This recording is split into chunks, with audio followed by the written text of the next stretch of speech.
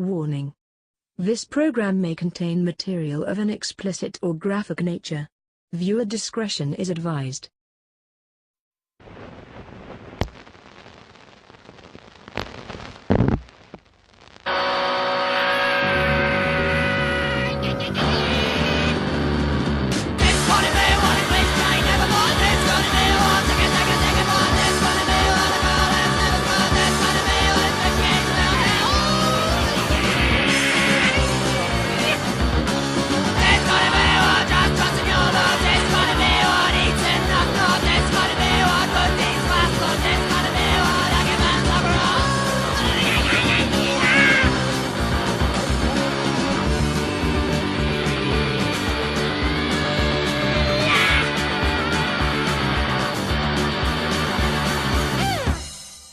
Broadcasting undead from the B ward, this is the real post-mortem show, not that fake-ass one with the other guys, because I'm Dom. And I'm JD, and Dom is fired up today. That's right, I had some sudden Mick Garris rage.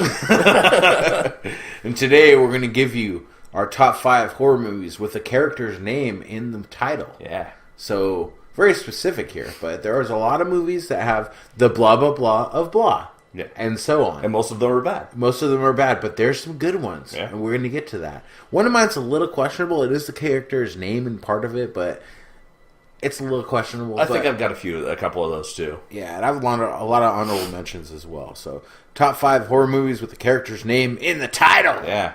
And we're going to be bringing back reanimated reviews. Reanimated reviews. Yeah, we have Flatliners this week. Yep. We take a movie that's a remake, and we compare it to the original. We see what we like, what we don't like, which one's better, and so on and so forth. We've only done this with It so far. Yeah, we did it with It and never before. So this is the second one, Reanimated Reviews. Looking forward to that. But before we get to that, we got a little bit of horror news. Horror news. Insidious: The Last Key comes out on January 5th and will serve as both a sequel and prequel to the Insidious franchise, giving an origin story to Lin Shaye's character, psychic medium Elise Rainier. The film is being helmed by director Adam Robitel, who brought us the phenomenal Taking of Deborah Logan. The film will take place sometime between the first and third Insidious movies, breaking the timeline up to give more information on the characters before the events of the third movie. It'll take place in Rainier's family home, where she investigates a very personal haunting that takes her back to the further. Normally, I would just be like meh about an Insidious movie. Like, I'm going to see it, but like I'm not going to be super excited about it. But Adam Robitel fucking knocked it out of the park with Taking of Deborah Logan. Yeah, really good. So I'm expecting good things out of this. Yeah, I'll check it out. I mean, Insidious is kind of had its run with me. Yeah. You know? Well, hopefully giving it to a whole new director and writing team will kind of freshen it up a little bit. It's good for the box office. Yep. I mean, Insidious is good for horror. Like, Yeah. it's good that it exists, you know. Well, Not saying it's the greatest movie ever, Right. but it's good that Oh, it's no, making money, because that's how more horror movies are going to Yeah. get made.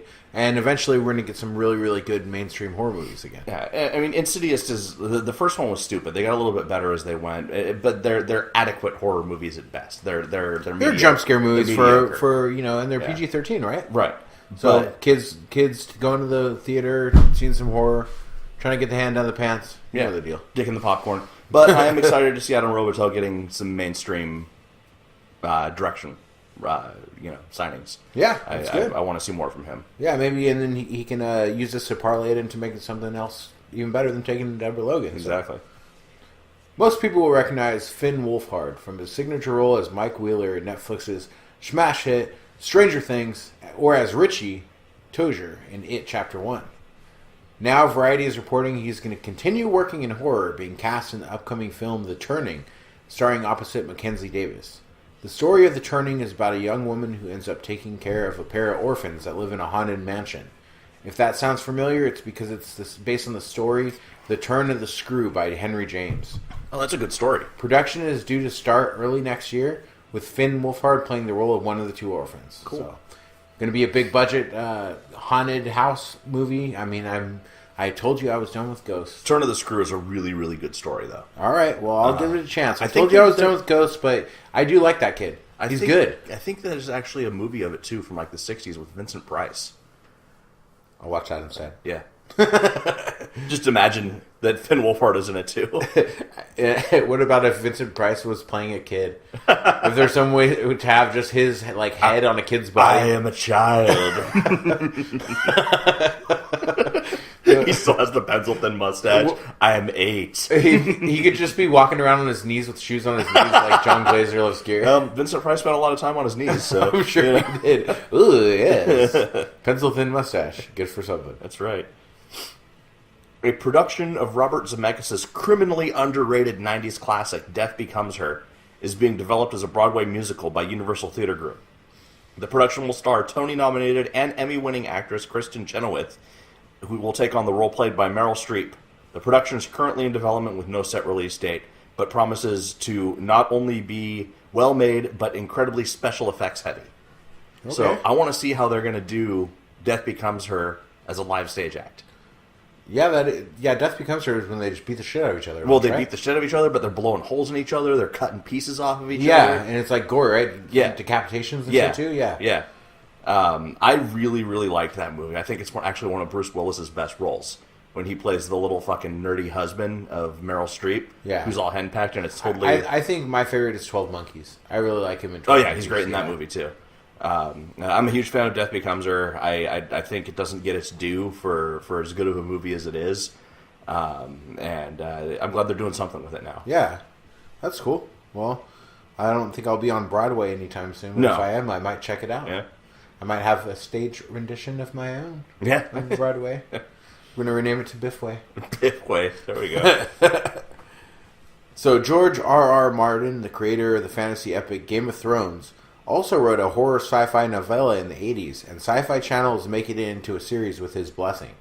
Night Flyers was Martin's response to the argument that science fiction and horror genres are mutually exclusive. Sort of a pre-Event Horizon kind of thing. I was going to say, science fiction horror is like my favorite kind of horror. Well, some people, there's an argument there that some people say it's one or the other. Right, so some people say sci-fi with horror elements, or horror with sci-fi elements, or whatever. Some say it blends, some are wrong. And that's what he's trying to say, that, it could be both. Yeah. So, it should debut in summer on Sci-Fi in the U.S. and go global on Netflix, says Martin. That is if all goes according to schedule. Hopefully, with the sci-fi horror crossover, we get more big-titted, naked space vampires. That's what we like. That's right. I think that should be our rating system. Big titty, naked space vampires? Yeah. I'm there, bro. Yeah. Well, ever since episode 1, we're almost at episode 100, people. Yeah. Ever since episode 1, I've always told you that this podcast supports big titty, naked space vampires. That's right. We are down for that cause. We are. Yeah. So if you've got... We will fly that flag into battle any day. Fuck yeah. I will fight someone over some big titty, naked space vampires. Don't you say that about my big titty, naked space vampire. Keep your grubby hands off of her. I got some real world news. Okay. Simon Bramhall, a now retired 53-year-old British surgeon, has pled guilty to assault of 2 patients for branding his initials onto their livers during surgery. Is this real? This is real. I pulled it off fucking NPR. He used an argon beam coagulator, which seals blood vessels with an electric beam, to vandalize his patient's organs. Though the internal graffiti did not cause any actual damage and should have disappeared by itself over time, one patient's marks did not heal and were discovered during a follow-up surgery conducted by another surgeon. Bramhall will be sentenced early next year in a case that the Associated Press has called without legal precedent. What the fuck? I can see him. He's all, possession is only 9/10 of the law. I own these livers. I have 3 livers. They always talk about the hubris of doctors, especially like surgeons, because they're playing God. Like, that guy took that shit to the next level. And apparently, not apparently, obviously, because you've got fucking nurses and other doctors in there when you're doing fucking open torso surgery on people. People watched him do this. He comes out on the stand for his testimony. He says, I do not see what the problem is. I am an artist. You would not question a signed Picasso, no? Liver artist. I went from like German to French to unintelligible to drunk. It sounds like life. Yeah, so if you're getting surgery anytime soon, tell your doctors. I'm down with that. If Keep somebody your saved my bits off my organs. If somebody fucking saved my life with a liver transplant and they just wanted to write their initials on my liver, I wouldn't care. What if they drew a dick on your liver? That's fighting words. Then I'll call you Dick Liver for the rest of your life. Dick liver. What's up, Dick Liver? That's the new rating system, Dick livers. And then we always forget to say, we come up with different rating systems throughout the show. Last show, we came up with it. We did not rate this. We didn't even use it. We didn't even use it. This show, we're going full Dick liver. That's right. 100% Dick liver. Big titties. And that's another thing that I've said livers. since episode 1. I've said, if anything, this show supports Dick livers. Yeah. That's right. I've said it. I've went on record. I've been perfectly clear. That's a controversial point because not a lot of people are really supportive of dick livers. I know. Especially me when you're drawing your fucking dick on my liver. I don't appreciate that.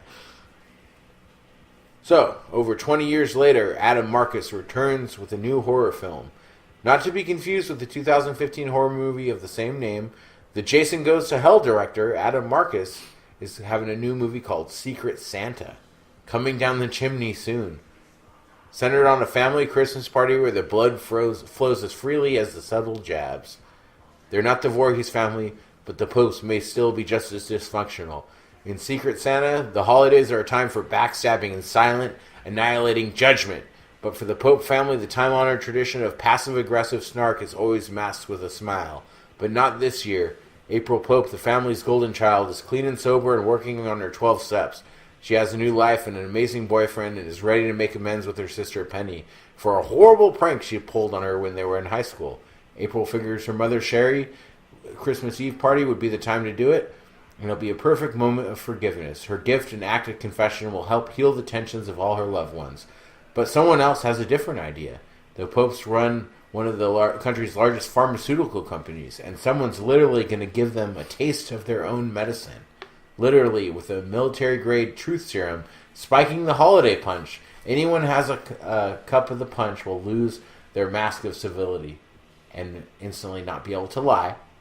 Like liar, liar, basically. Right, yeah, that's what I'm thinking, yeah. Before you know it, saying what they wanted turns into doing what they wanted to do. And the holiday table soon runs red. It's a Christmas massacre as those who haven't drunk the punch try to control the ones who have. The year the truth doesn't hurt. It kills. So it's like Liar Liar meets National Lampoon's Christmas Vacation meets Belko Experiment. Yeah.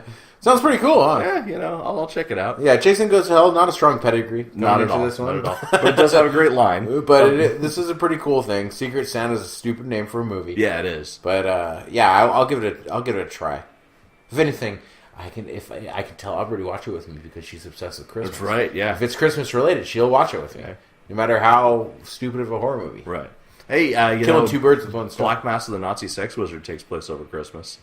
I should tell her that. You should. She's seen Regurgitated Sacrifice. That's right, at the party, yeah. Yeah, I just put it on in front of a bunch of people I were not suspecting. Yeah. Which they did not enjoy, but everyone couldn't take their eyes off. Nobody said turn it off. That's Nobody right. left. That's the way it is. All right, that's it for horror news. That is it for horror news. We're going to come back with some reanimated reviews.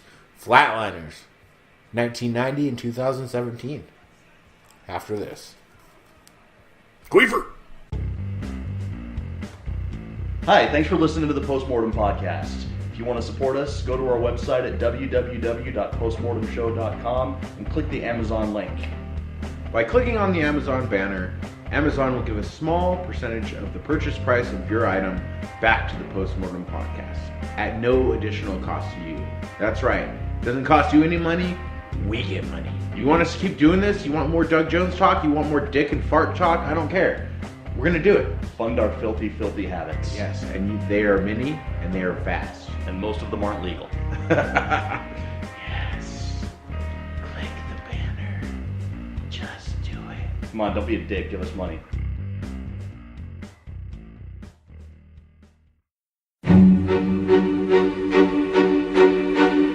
Reanimated Reviews. Flatliners. Yeah. 1990 and 2017. That's a lot of years in between. 27 years. 27 years since the Queefer first gave us Flatliners. That's right. Or as I like to affectionately refer to it as, Queefliners. Queefliners. That sounds like a horrible name for a brand of maxi pads. I'm having a heavy flow day. I need Queefliners. Introducing Biffliners. So I watched the remake before I rewatched the original, and my first thought was that it wasn't that bad. It's a little shallow character-wise, a bit heavy on the CG, but on the whole wasn't terrible. But then after going back and rewatching Schumacher's film, my opinion on the remake was reduced a little bit. So in the original movie, you've got a group of medical students: Kiefer Sutherland, Julia Roberts, Oliver Platt, Kevin Bacon, and Dude, I can't remember his name, but he's famous also. He's a Baldwin brother. Alex? Stephen Baldwin. And, they're all medical students, and they're doing this experiment where they flatline themselves and then are brought back from dead. Trying to see if there's an afterlife so on. Studying the effects of death on the body. Right. But coming back before they suffer brain damage or any serious side effects. Right. Or so they think. Yeah, and they've all got either secrets or guilt that they harbor, and after they do these experiments, those secrets sort of surface, which I've always thought is an interesting take on a ghost story, because the Flatliners, they died and they came back, so they're like living ghosts, and where ghosts walk the earth trying to like finish their unfinished business, the Flatliners are haunted by their unfinished business. Yeah, and the cool thing about it is not everyone has to be dead to be like in your flatline hallucination. Yeah, only and like they went more with them. that in the and especially like in the new one. Yeah, there was less dead. Yeah, which was kind of cool too. Yeah. But I really like Flatliners. I distinctly remember watching it as a kid. I was probably like when it came out, it was 1990. I was only 5, but I probably saw it when I was like 10, and. I remember that kid on the subway and stuff. Yeah, the train. The little black girl talking shit. The little black girl talking shit, but the kid with the hockey stick. Yeah. In the alleyway. Yeah, in the alleyway. Yeah, and I really liked Flatliners, the original one. The concept of it is something that you can keep going on this forever. It could have been Flatliners 1, 2, 3, 4, 5. It could keep going. Oh yeah, absolutely. It doesn't have to be these characters. Different concepts. It could always work. Yeah, and there could be slight twists on it with like the movie The Eye. Where you touch the world of the dead and you're brought back, and that makes things happen. Yeah. And the thing that I like about what's going on in Flatliners is that it's not explicitly supernatural. Yeah, a lot of it. It's the character's mind. Yeah, it's in their minds, and what they're seeing may be, visions of people who have died, but it's not that they actually exist. It's that it's manifestations of their own guilt over what they did. Yeah, and they have to come to terms with that. I like the lighting in the original as well. Oh yeah, that was the big thing. Yeah. The colored lights. Everyone had. It was almost like Bill and Ted's Bogus Journey when they have like the different the grandma and the Easter Bunny and stuff. That intense colored lighting in segments of it. It's a Joel Schumacher film, and he's known for that, for better or worse. In some movies, he went overboard with his Batman movie, but for this one, he really used it perfectly. And there's really not a lot of special effects in this movie. It's all the way things are shot, and the way things are lit, and the way things are shadowed. And I think this is really like an example of the finest work that Joel Schumacher has done. And it's not super gory. It's not. It just is. It's its own thing. Yeah, Kiefer Sutherland gets the shit kicked out of him by a little kid with a hockey stick, but that's about as far as it goes. Yeah, as far as gore. Yeah. So there are some flaws with this movie. You really have to suspend your disbelief for it, and there are some parts where it kind of drags a little bit, but it more than makes up for any of those shortcomings with the fleshed out characters. Everyone in the cast is good. These are actors who, at the time, their stars were just rising. I bet Julia Roberts had a huge red bush in this movie. Yeah, probably. It doesn't show it, but I bet it was a giant red patty. Like a little rice patty. A giant red rainforest. Thick. Yeah. Thick. You need a machete. Right. Yeah, a lawnmower. All of the actors were good. All the actors were on their game, and all of them were not quite the mega stars that they are now, and they really kind of showed what they could do also. And all of the characters felt fleshed out and real. Even Oliver Platt's character, who never flatlined because he was too scared. He had the most minimal part, but even he had his own quirks that made his character feel very real. Yeah, and just like the second movie, there's a guy who never flatlines in that too. There has to be a straight one, right? Well, with Oliver Platt, it was because he was too scared to do it. With Diego Luna, it was because he was the smart one. Yeah, pretty much. Yeah. It all felt all the characters felt authentic, even if they did some seriously dumb shit. The dumb shit that they did was within what the characters would do. You know, it was people making mistakes. Like when they were getting competitive and seeing who could flatline longer, you know, that's something that like a highly competitive medical student, and they say that in the very beginning of the movie, and it's very prescient when they go to take their final, and the teacher's like, only 80 of you are going to get A's, you know, only 20 of you are going to get B's. You're not competing against yourself, you're not competing against time, you are competing against each other because that's what it's like in the real world. And that sort of set the mindset for them when they're like, all right, I'm going to flatline for a minute. I'm going to go for 2 minutes. I'm going to go for 4 minutes. And then all you have to do is have some big old lower earlobe, but nothing up on your top earlobe. Yeah. And your name could be Queefer. Yeah. And you can flatline longer than the rest. Yep. So that's how I like to remember it. Or you could be Kevin Bacon with his fucking fantastic blown out mullet. Yeah. That's some serious fucking 80s rock star hair. So yeah, I really think that Flatliners holds up. I saw it. It came out when I was 10. I was probably about 15 when I saw it. And I probably saw it right when it came out, and it didn't make sense to me. And then I saw it again when I was a little bit older, and it really and it is scary too. Yeah. It's a scary movie. Yeah, even though it's not like heavily gore or anything like that. There's a sense of looming dread with all the stuff that's going on. Yeah, you know, and that's good direction right there. And likable characters. Yeah, likable characters. You know, even the douchebags were likable. Yeah. The remake feels like a very, very dumbed down Cliff Notes version of the original. I disagree. Okay, so this is where I look at the remake. So the remake and the original have nothing in common whatsoever other than the going to flatline and coming back scenario. Mm-hmm. None of the characters are similar. No, not at all. It's not a shot-for-shot remake. It's not like this is the same character. All the characters have a different story arc, and I really appreciated that. Why the Queefer was there in a different character? Yeah. I don't appreciate that didn't make any sense. Yeah, they said that it's not a remake; it's a sequel, and I feel like they had planned on making a remake, and then like the marketers were like, "Oh, people are sick of remakes. Let's tweak it a little." No, not with it. I don't think they would say that with it. No, not with it. With Flatliners. I know, but because it did so good, I don't think they would say that. So. Yeah. Directed by Niels Arden Alplev and starring Ellen Page in the main role, with Diego Luna and Queefer Sutherland. So. I really liked certain parts of this movie, of the newer version. I don't want to say remake because even though we're doing reanimated reviews, it's not technically... I mean, you could say it's a remake because it's called Flatliners, and because it has a similar plotline, but it's not like a... it's kind of like Evil Dead and Evil Dead 2, or it's, It could be a sequel. Yeah. The pros for it in me was that fact that it wasn't really a straight remake. It's its own theme. Character is completely different, but the plot is the same. Acting was pretty well done. There are likable characters. It's not like you hate everyone, you know, which would be very easy to do with medical students being driven people and all that kind of stuff like you were talking about. The pros, the return of the Queefer. Yeah. The limping Queefer. Yeah. The little sister I thought was really well done. She was creepy. Yeah, she was really well done. Didn't feel like a remake since it's all different, but could have been called Flatliners 2. Yeah. I would like that way better if it was just called Flatliners 2.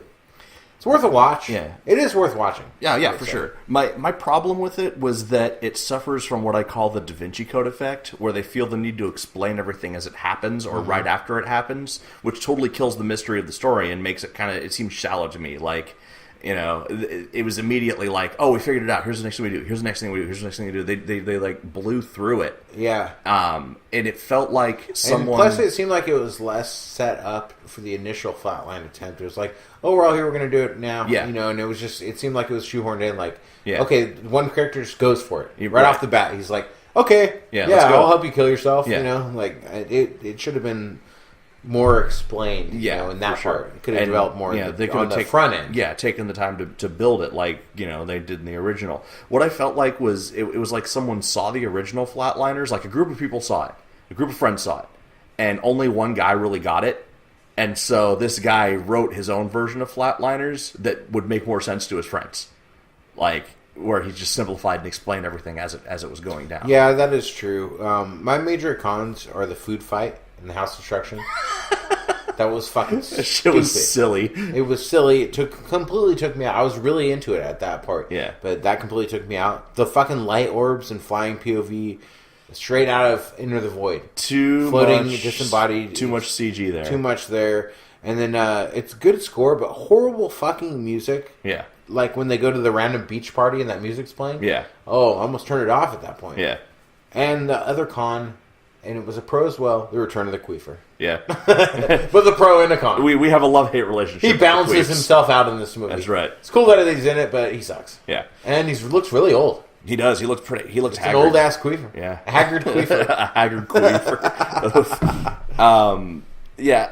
The thing is, like, the director who made this movie is a good director. He made The Girl with the Dragon Tattoo, the original film, not the American version, and it was a good movie. He's a good director.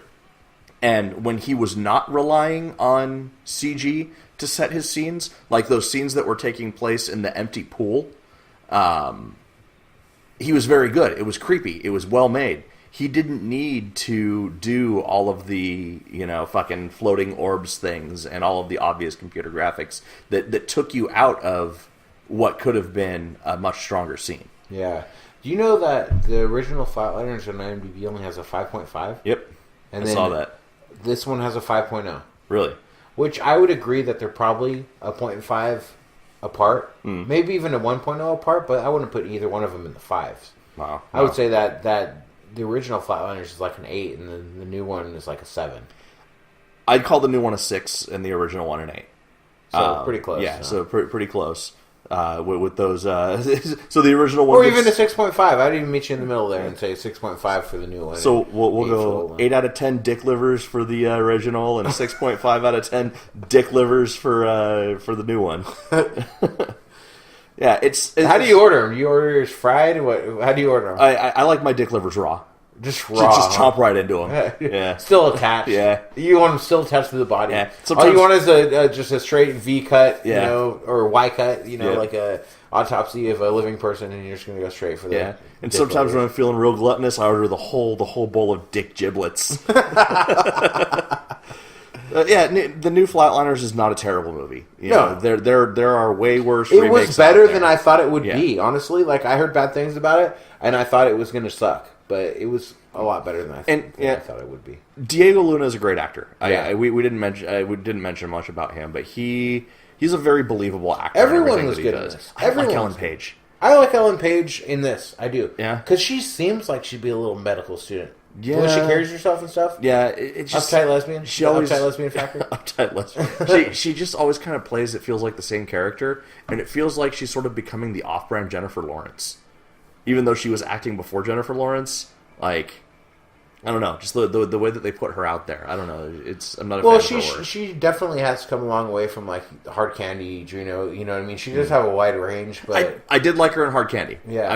I think Hard Candy's awesome. Yeah, they used her. They used her the way the Wachowskis used fucking Keanu Reeves in the first Matrix movie. They knew the limitations of their actress, and they fucking used her in Hard Candy or Keanu Reeves in the Matrix perfectly.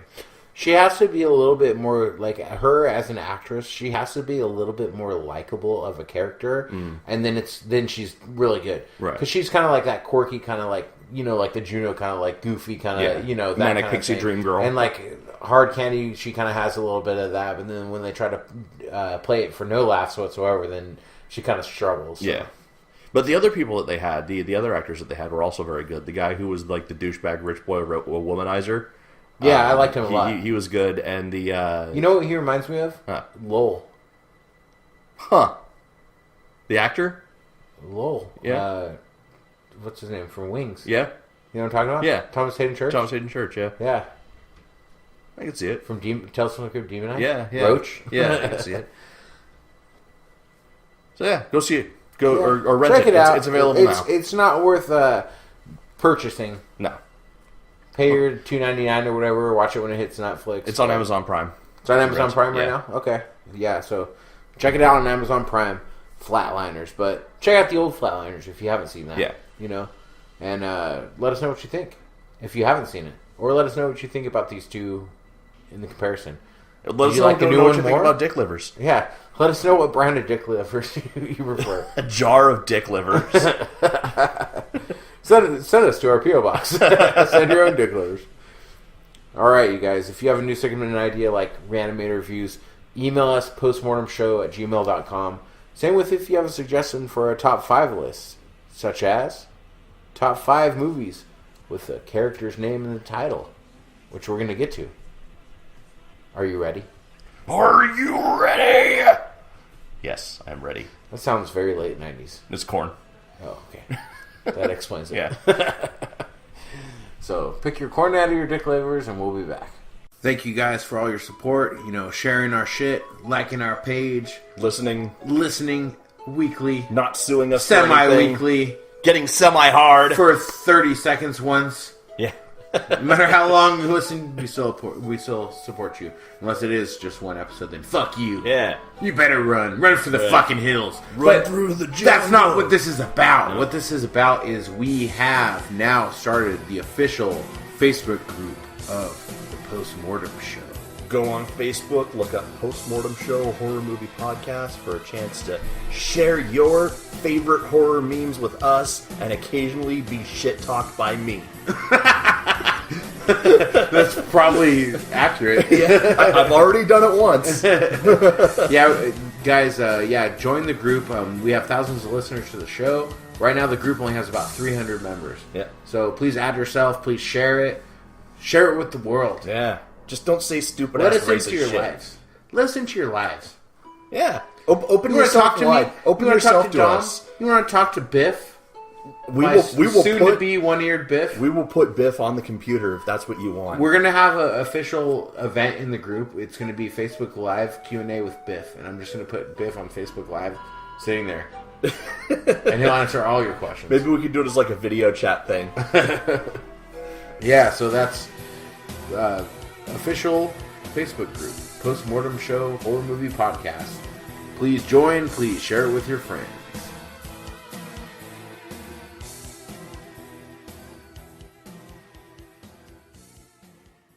And we're back! And I just realized something. Haggard Queefer, as you said earlier. Haggard Queefer sounds like a Leonard Skinner cover band comprised only of bull dykes. No, 4 people that look exactly like Greg the Hammer Valentine. Blue jeans up past their belly buttons, fucking flannel shirts, Birkenstocks. The whole Greg mullets. the Hammer Valentine Yeah. face and everything. Yeah. Putting people in the figure 4 on the side of the highway. That's how they scissor. This is their 4. That's how they come together like Voltron. Voldyke. Greg the Hammer Valentine making his first appearance on the Postmortem Show. That's right. Butch lesbians are some of my favorite people. Yeah, they're very entertaining. I love them. I love butch lesbians as much as I love cholos, and I fucking love cholos. Yeah. I've had a lot of friends that were butch lesbians, and they're always entertaining. Good sense of humor. Yeah. So, this week, our top 5 list. Top 5 horror movie character... Or top 5 horror movies with the character's name in the title, I should say. So, you want to start us off this week? Sure. My number 5 is Bad Milo. Have you seen this movie? I've never seen it. I've always put it off because it looks... The box art turned me off. It's about the concept sounds good. But yeah, it's about a dude. It's basically Basket Case, except instead of a cut off fucking freaky twin brother, he has a little monster who lives in his ass. Yeah, and his ass like super extends. And yeah, shit, right? and the monster Prolapse. comes out and the monster's very possessive of him, and it keeps trying to ruin his relationships.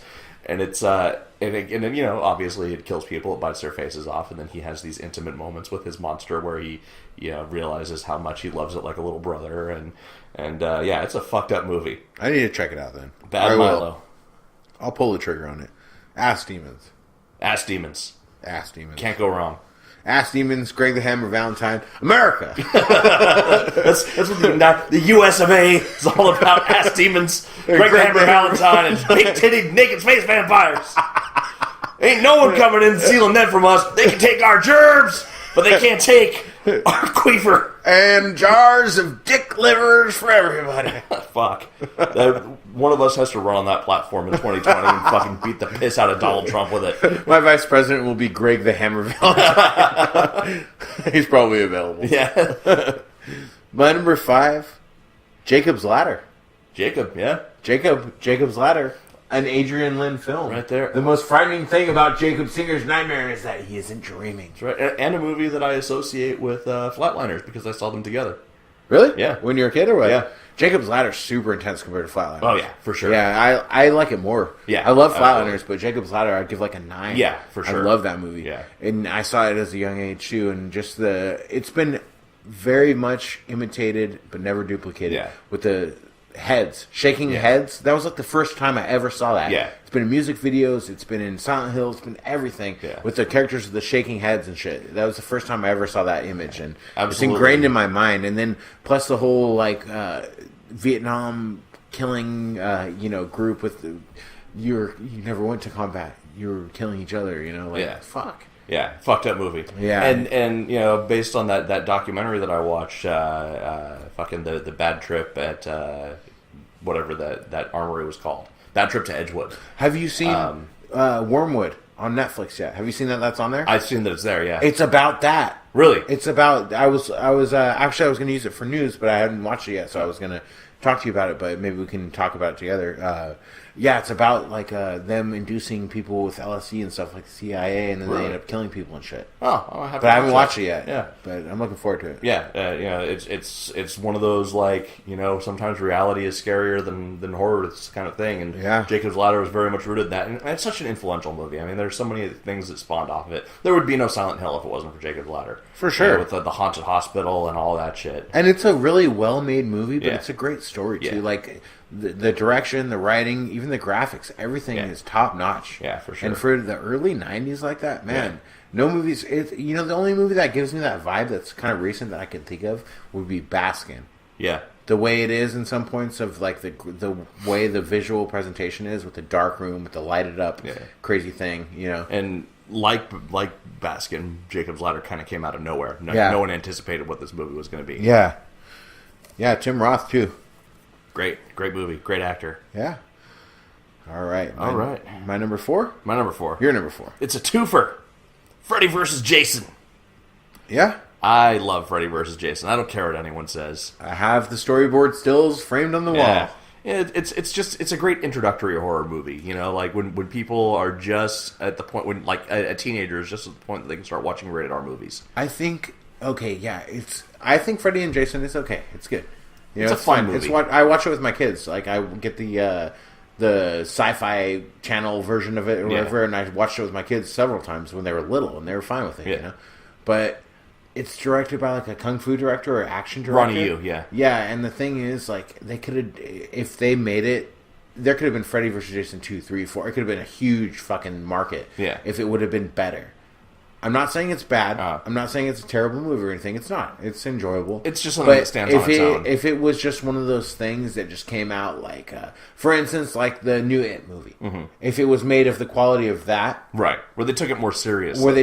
Seriously. And you could have the Freddy jokes and everything like that, but it's big Hollywood right now. Mm-hmm. That's what it is. Freddy versus Jason. You know what I mean? It looked like that. And imagine if it was more to the horror enthusiast, right. Well, the original plot that they had for it was that was scrapped at the very last minute because of Columbine, was about this group of misfit kids who hated their school and wanted to summon Freddy Krueger to basically kill all the kids in their school. And then, shit goes wrong and Jason shows up and all that. And, if they'd really gone in that dark direction, I think it would have been very good. That sounds very interesting. I would like to read that script. But, I don't know. I just think it's a fun fucking turn your brain off and fucking watch the fireworks movie. Yeah, definitely. I mean, it's got like caterpillars smoking weed and stuff. You can't take it that seriously. And it is well done. It's just you don't need Destiny's Child to be involved. It doesn't need to go that mainstream. If it was just a little bit more to the horror movie enthusiasts, I think it would have had more legs. Maybe not in the initial box office, which may be what they were going for, but in the long term of like, hey, we have a new franchise here. Right. We're combining these two franchises to make something great, and this thing is going to have legs to carry 5, 6 sequels. as opposed to just like, let's do this one big budget. Here it is, wink and a nod at the end. That's what it is. Right. You know what I mean? It could have been so much more. Yeah, for sure. All right. My number 4, Ginger Snaps. Ginger. Yeah. She's a character. I love Ginger Snaps. Yeah. It's my favorite werewolf movie. Yeah. More than American Werewolf in London and everything. It's definitely up there for me. It's Yeah. a good one. And, werewolf movies, you got to have humor to them because it's such a ridiculous concept.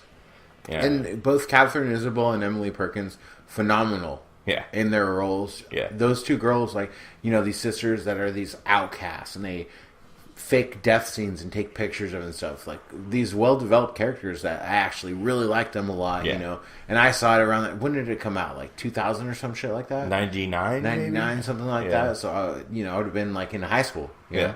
And it came out around that time. I was like, yeah, this is cool, And still, even watching it back, I love Wolf Cop. I love American Werewolf in London, but it might be my top werewolf movie. Oh. So Yeah, it's a good one. And, really... And the horniness of the werewolf, like, she got her first period at the time. That she also got the... So, it's multi-layered. Yeah, and it's where Catherine Isabel really kind of solidified herself as a scream queen. Yeah, for sure. Yeah.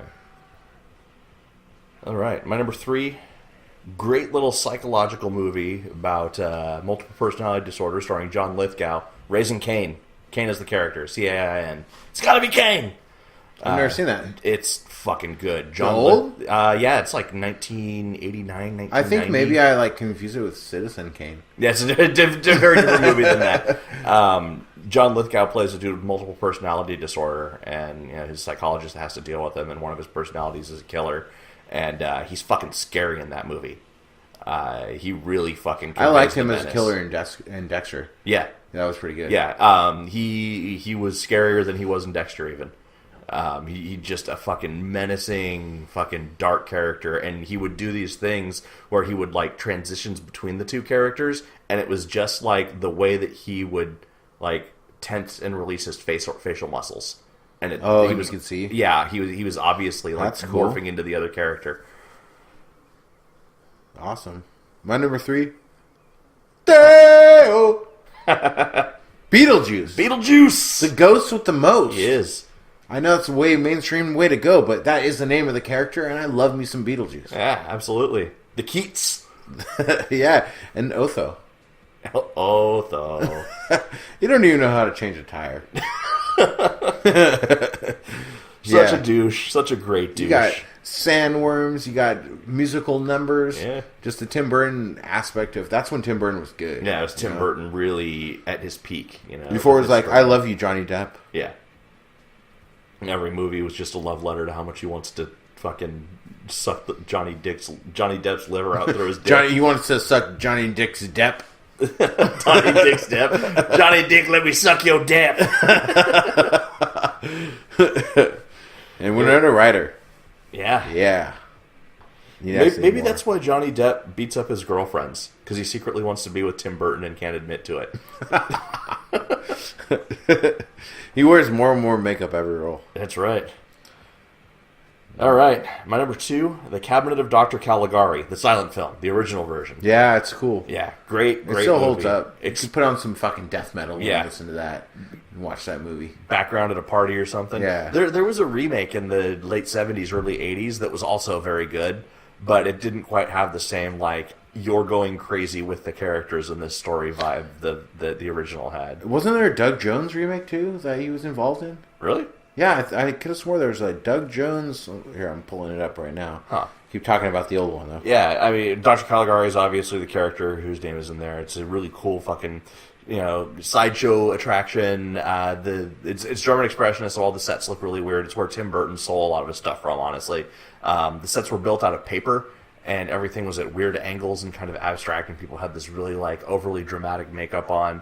Rob Zombie's Living Dead Girl video was a play on Top Cabinet of Dr. Caligari also, so if you've seen that video, then you know the style that I'm talking about. But yeah, 2005, David Lee Fisher did a Cabinet of Dr. Caligari remake with Doug Jones. Really? And I haven't seen it. He plays Cesar. Is that the main one? Yeah, so Cesar is the sleepwalker. Yeah. And that would be a great role for Doug Jones because the Sleepwalker is basically just like this fucking lanky dude who goes out at night and kills people. But I remember reading about Doug Jones was super into this, and that it was a vehicle for him.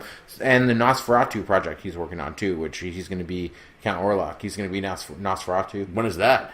It says 2018, but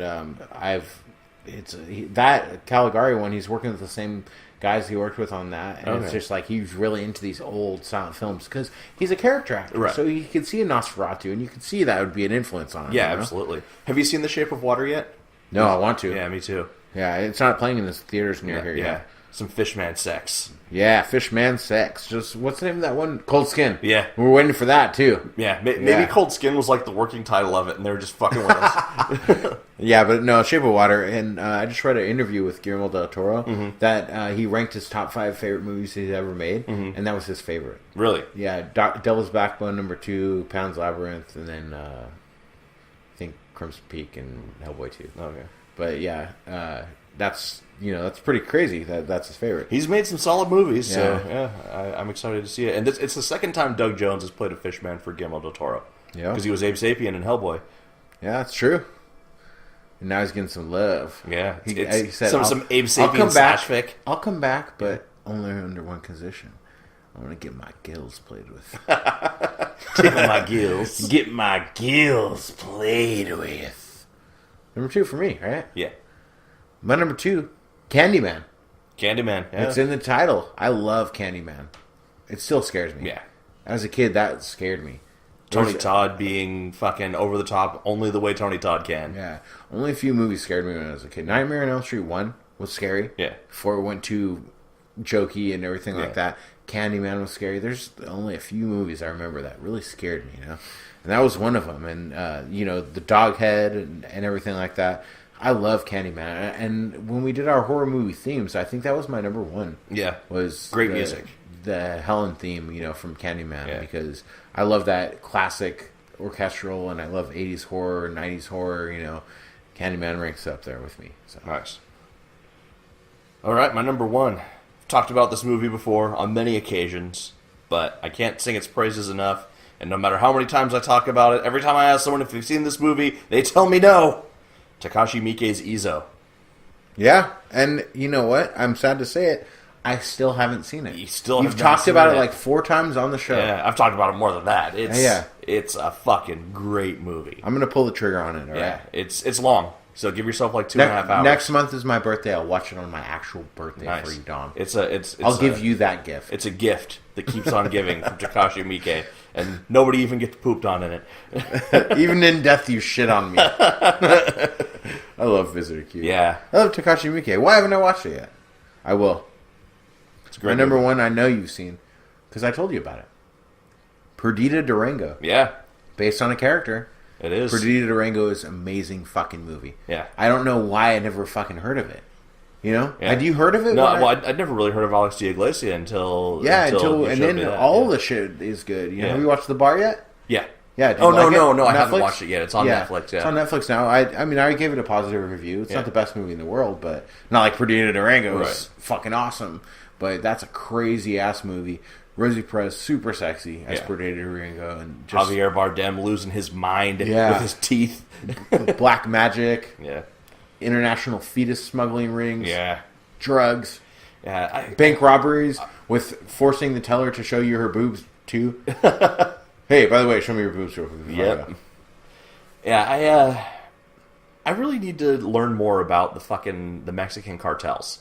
Because everything that I see about them, it sounds like they're goddamn brutal. It's like weird because it's like the brutality and of like gangsterness, Yeah. But also with like a cult. Yeah. And that's intriguing to me, Yeah. I saw a documentary. Black Magic. Yeah, I saw a documentary. I don't remember what it's called, but it's about like Mexico City and like the crazy amount of violence that happens there, and basically how the police aren't trying to solve crimes; they're just trying to like prevent collateral damage at this point because there's so many killings happening.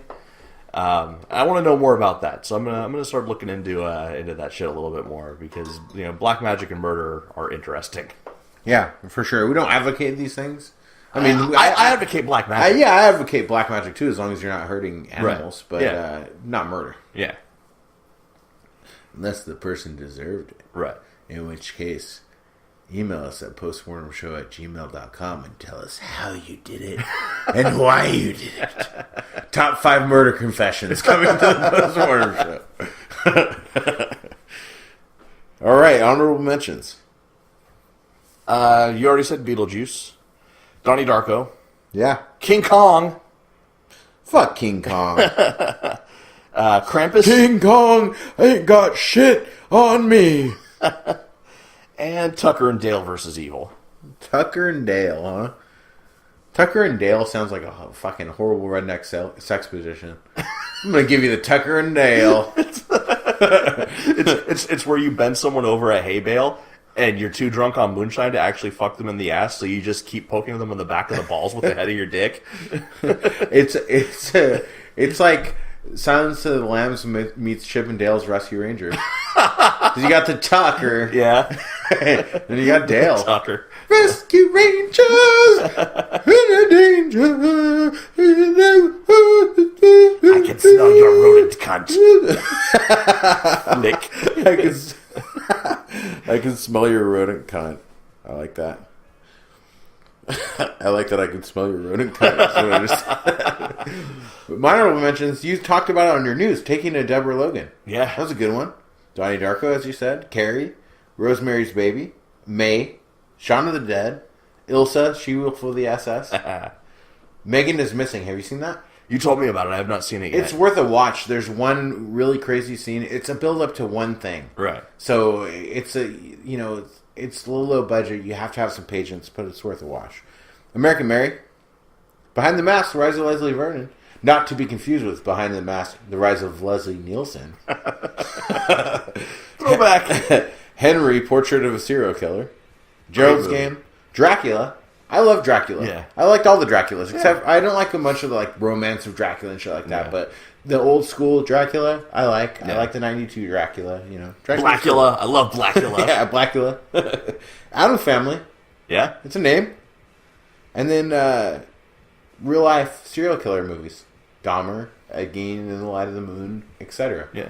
Which I guess I already said Henry, so I could Right. lump those together. But yeah, a lot of real life serial killer movies. I got to rewatch that Dahmer with Jeremy Renner still. I got to give it a second chance now that I'm more mature than I was when I last saw it. It doesn't show a lot of Yeah. stuff happening, Right. but it gives you a real good sense of who he was. Yeah. That's why it's good. Yeah.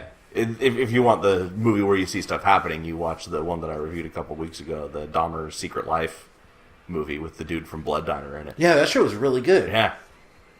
Yeah, I fell asleep with it. So that's the way I've chosen to live my life. I fall asleep watching Jeffrey Dahmer. Yeah, that's cool.